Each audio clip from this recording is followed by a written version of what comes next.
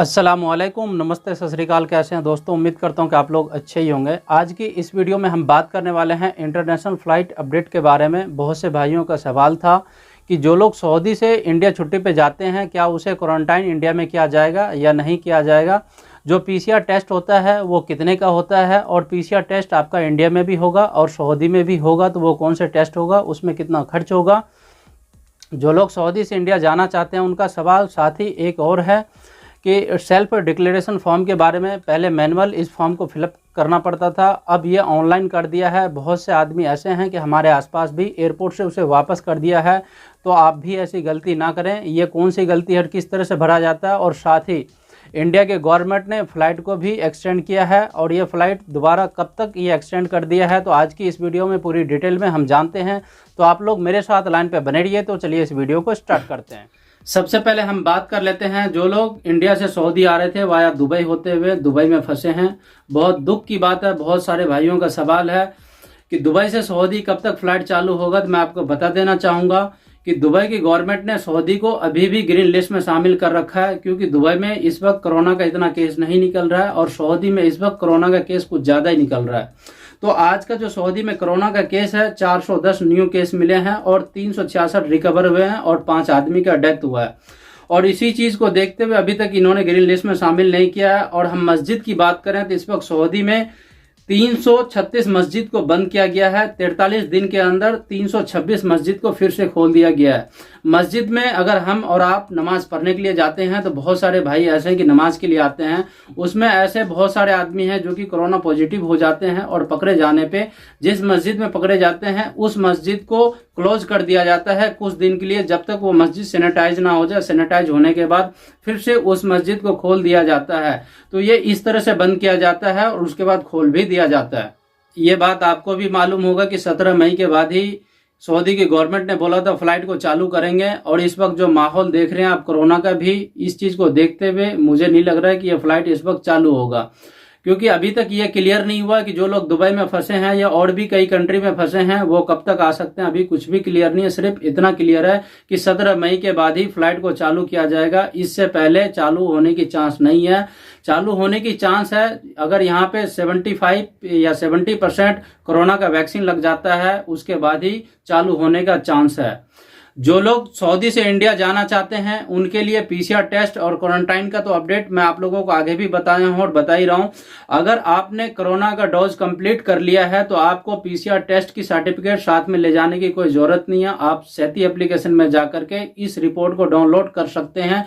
किस तरह से डाउनलोड कर सकते हैं, मैं आई बटन में उस वीडियो का लिंक दे दूंगा, आप उस वीडियो को पूरा देख सकते हैं। फुल डिटेल में बनाया हूं स्टेप बाय स्टेप, तो आप लोगों को समझ में आ जाएगा डाउनलोड करने का तरीका।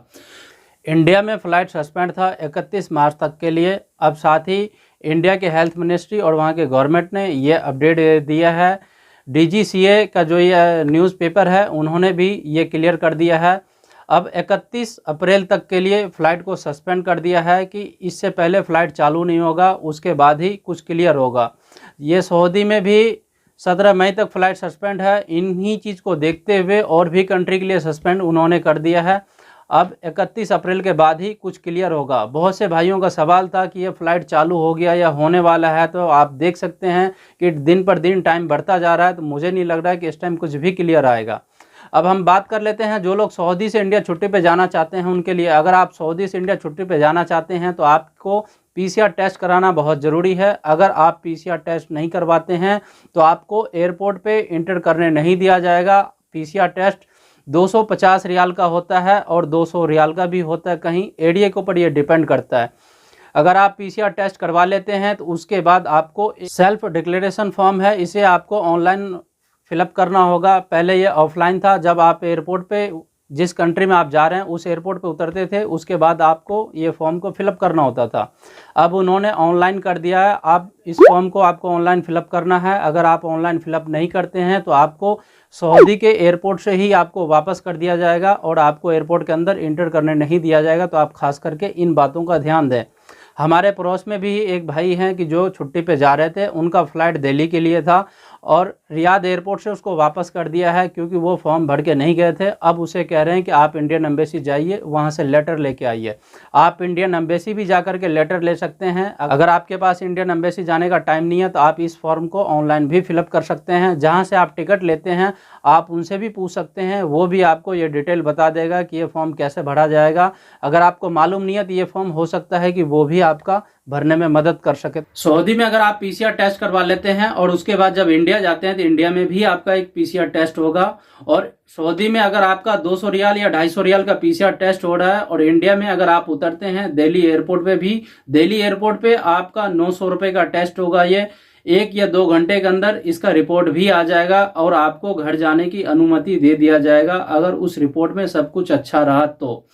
अब लखनऊ की हम बात करें तो बहुत सारे भाइयों का सवाल था, अगर हम लखनऊ उतरते हैं तो क्या वहां भी टेस्ट होगा आपका 900 रुपए का या 1000 रुपए या 1200 रुपए का टेस्ट होगा। ये रेट मैं आपको इसलिए बता रहा हूं कि इस रेट पे डिपेंड होता है कि कौन से डॉक्टर और कौन से हॉस्पिटल में आपका टेस्ट होता है, उस हिसाब से उनका रेट होता है। इसी तरह से मुंबई में भी है। बहुत से भाइयों का सवाल ऐसा भी है क्या क्वारंटाइन वहां पे होगा या नहीं होगा। तो मैं आपको बता दूं कि इंडिया में इस वक्त कहीं भी क्वारंटाइन नहीं हो रहा है। बीच में क्वारंटाइन कर रहा था, इस वक्त क्वारंटाइन का सिस्टम खत्म कर दिया है। आपके पास पीसीआर टेस्ट होगा, वो टेस्ट आप दिखाते हैं, उसके बाद उस जगह पे एक टेस्ट होगा और टेस्ट का रिपोर्ट आने के बाद आपको छोड़ दिया जाएगा।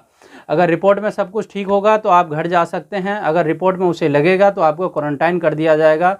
तो बस ये अपडेट इतना ही था। तो खास करके आप इन चीज़ों को ध्यान दें। अगर आप ध्यान नहीं देंगे तो आपको एयरपोर्ट से वापस करेगा और आपका पैसा भी खर्च होगा। तो आप ऐसी गलती बिल्कुल ना करें।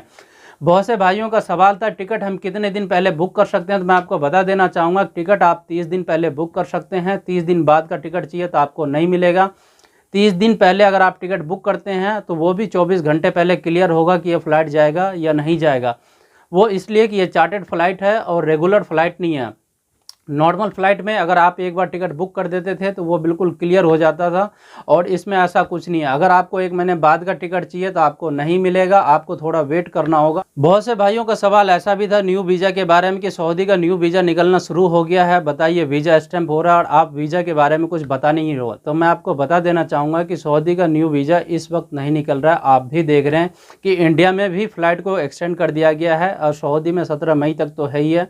अगर माहौल अच्छा नहीं रहा तो फ़्लाइट का डेट फिर से भी एक्सटेंड हो सकता है। तो इस वक्त वीज़ा तो वैसे भी नहीं निकल रहा, अभी तक कोई रिपोर्ट नहीं आया है। जो लोग सऊदी से इंडिया छुट्टी पे गए हैं, जो मेडिकल लाइन से है, जो कोई डॉक्टर है या नर्स है, ये उनके लिए फ़्लाइट चल रहा है, वो लोग आ सकते हैं। अभी इन्होंने जो इस वक्त वीज़ा का अपडेट दिया है ये वो अपडेट है जो फैमिली वीज़ा है उनके लिए। जैसे कि कोई सऊदी की नागरिक है, किसी अदर कंट्री में वो मैरिज कर रखा है, उसे लाना चाहते हैं या ऐसी फैमिली रिलेटेड बहुत सारी ऐसी बात हो सकती है, आप समझ गए होंगे। तो आज का ये 2-3 अपडेट आया था तो मैं चाहूँ कि आप लोगों को इन्फॉर्म कर दूँ। तो उम्मीद करता हूँ ये वीडियो आप लोगों को अच्छा लगा होगा। तो मेरे इस वीडियो को लाइक कीजिए, सब्सक्राइब कीजिए और दोस्तों में भी शेयर कीजिए। तो मिलते हैं आप लोगों से किसी नेक्स्ट वीडियो में, तब तक के लिए खुदा हाफिज़।